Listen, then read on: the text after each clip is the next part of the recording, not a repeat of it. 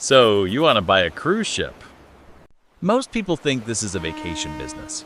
It is not. A cruise ship is a floating mall, a hotel, a casino, a restaurant chain, and a debt machine, all welded into one steel box. The ticket gets people on board. The real business begins after they have nowhere else to spend money.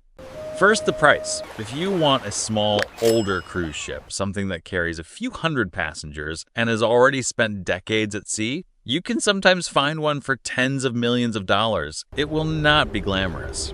It will not have water slides, robot bartenders, Broadway shows, or 10 restaurants with names that sound like they were invented by a marketing department in Miami. But it floats, it has cabins, it can sell tickets. If you want a modern ship, the conversation changes completely. A new mainstream cruise ship is not a boat anymore. It is a city-sized construction project. Royal Caribbean's latest large ship financing shows the scale clearly. One Icon-class ship can involve financing in the range of billions of dollars, with capacity around 5,600 berths. And that is before you hire the crew, buy the fuel, sign port agreements, insure the hull, stock the kitchens, book entertainment, and convince thousands of people to trust you with their vacation. So the first problem is simple. You do not really buy a cruise ship with cash. You buy it with debt, a lot of debt, and then you pray the ship stays full for the next 30 years. This is why the cruise business looks cheap from the outside and terrifying from the inside. A passenger sees a 7-night trip, unlimited food, a cabin, entertainment, pools, ports, and a floating hotel for less than some resorts charge on land. The owner sees something else: fuel, payroll, food, maintenance, port fees, commissions, insurance, interest. And one steel asset that only makes money when it is moving. Now we get to the question that actually matters. If the ticket looks like such a good deal, where does the money come from? The first answer is obvious: passenger tickets. On the biggest cruise companies, tickets are still the majority of revenue. Carnival reported that passenger tickets made up about 65% of its 2025 total revenue. Royal Caribbean reported almost 70%. That is the base. That pays to get people onto the ship. But the ticket is not the magic. The magic is what happens after the door closes. Once the ship leaves port, the passenger is inside your economy. They cannot walk across the street to a cheaper bar. They cannot compare restaurants on Google Maps and pick the one with better prices. They cannot buy Wi-Fi from another provider. They cannot book a cheaper casino. They're floating in your marketplace. This is why onboard revenue matters so much. Carnival earned more than $9 billion from onboard and other revenue in 2025. Royal Caribbean earned more than $5 billion. That includes drinks, specialty dining, casino operations, shore excursions, Wi-Fi, insurance, tours, cancellation fees, port facility revenue, and money from third-party concessionaires who pay for the right to sell things on the ship. The cruise line does not need every passenger to spend wildly. It needs millions of passengers to spend a little more than they planned. A drink package here, a steakhouse dinner there, a photo package because the family's already dressed up, an excursion because nobody wants to fly to the Caribbean and then sit at the dock, a Wi-Fi plan because the ocean is peaceful until your phone stops working, a casino chip because it is midnight and the kids are finally asleep. From the passenger's point of view, these are vacation upgrades. From the owner's point of view, they are margin. The cruise ticket gets you into the building. The ship makes sure the building has no exits. And this is the part most people miss. A cruise ship is not only competing with hotels, it is competing with every place a traveler might spend money during a week on land. The restaurant, the bar, the taxi, the casino, the beach tour operator, the souvenir shop, the photographer, the nightclub, the theater. On a cruise, all of those businesses are either owned by the cruise line, controlled by the cruise line, or paying the cruise line for access.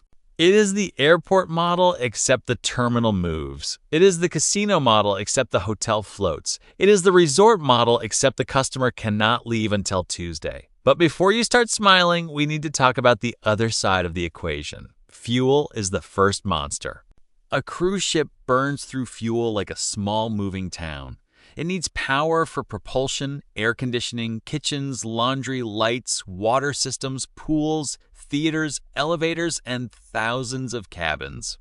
Royal Caribbean reported fuel costs at about 6.4% of total revenue in 2025, and even a hypothetical 10% increase in weighted average fuel price could add tens of millions to its next year fuel cost after hedging. Carnival consumed about 2.8 million metric tons of fuel in 2025. That is the strange thing about a cruise ship. It is a hotel where the building itself has a fuel bill. The second monster is labor.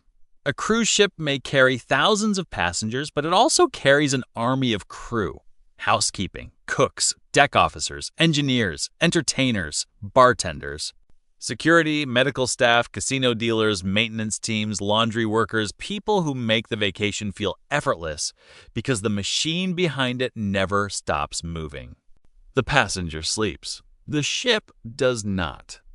The third monster is maintenance. Salt water is not romantic to a balance sheet. It corrodes everything. Paint, pipes, engines, decks, steel, electronics, kitchens, pools, bathrooms, balconies. A ship has to go into dry dock for major maintenance and refurbishment. When that happens, the worst part is not only the repair bill. It is the lost revenue. A ship in dry dock is a hotel with no guests, a casino with no gamblers, and a restaurant chain with no tables. Then there are ports. Every itinerary needs places to go. Ports charge fees. Governments regulate arrivals. Destinations negotiate volume. Some cities love the spending and hate the crowds at the same time. The cruise line needs beautiful ports, predictable schedules, and local permission. The ship may look free on the ocean. The business is not free anywhere. And then there is the biggest risk of all. The ship must sail full. This industry is built on occupancy. If the ship has 5,000 berths and only 3,000 passengers show up, almost nothing gets cheaper. The fuel bill does not fall in half. The crew does not disappear. The entertainment still performs. The debt still wants its payment. The port still charges. The buffet still opens. A half-empty cruise ship is not half as expensive. It is just half as good at paying for itself. That is why scale matters.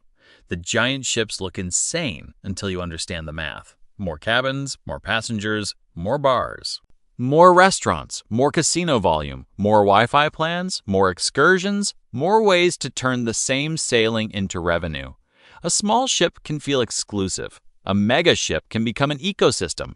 But scale creates its own trap. The bigger the ship, the more people you need every single week. A 500-passenger ship can survive as a niche product. A 5,000-passenger ship needs a sales machine. Travel agents, digital ads, loyalty programs, private islands, new attractions, bigger ships, more debt. More capacity, more pressure to fill the next sailing before the current one even returns. This is how the business turns into a treadmill. The ship is expensive, so you need volume. To get volume, you need bigger ships and better attractions. To build those, you need more capital. To justify the capital, you need higher occupancy and higher onboard spending. And once that machine starts, stopping it is almost impossible. COVID proved what happens when it stops. For a cruise line, a grounded ship is one of the worst assets in the world. It still needs crew, it still needs maintenance, it still needs insurance, it still needs debt service, but the passengers are gone. The bars are closed, the casino is silent, the excursions do not exist, the floating economy becomes a floating liability.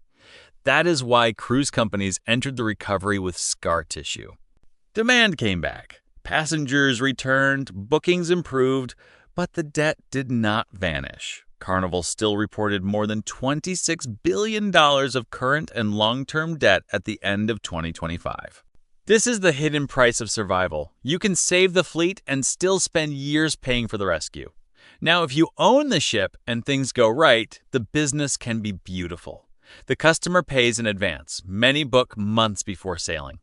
The company receives deposits before the vacation is delivered. Then, once the passenger gets on board, the second wallet opens, and because cruise passengers often return, the best customer is not the person taking one vacation. It is the family that becomes loyal to the ship, the brand, the route, the private island, the status tier, and the idea that this is the easiest vacation they know how to buy. That repeat behavior is why the industry keeps growing. Global cruise passenger volume hit a record in 2025, and the industry keeps ordering new ships years into the future. The demand is real. The problem is that everything required to serve that demand is expensive. So, time to pull it all together and answer the actual question. How much money do you make if you own a cruise ship? Scenario 1. You buy an older, small cruise ship for $30 to $80 million. Maybe it carries 300 to 700 passengers. You operate regional routes, charters, expedition-style trips, or niche luxury voyages.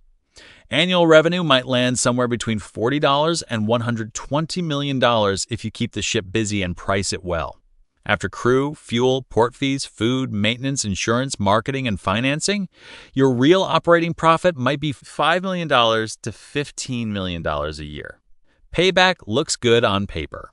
But one bad season, one engine problem, one failed route, or one regulatory issue can erase the year. This is not passive income. This is owning a moving hotel in a hostile environment. Scenario 2. You build or acquire a modern large cruise ship. Now you are playing the real game. The ship may cost $1 to $2 billion. It carries thousands of passengers. It can generate hundreds of millions in annual revenue if occupancy stays high and onboard spending holds.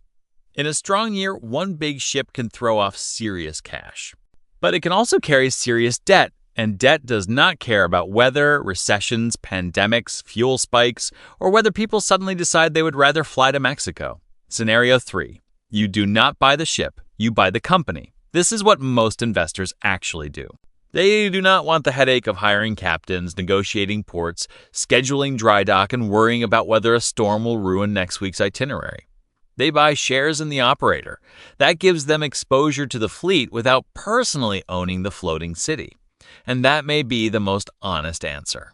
If you are asking whether a cruise ship can make money, yes, it can make a lot of money, but only if you understand what the business really is.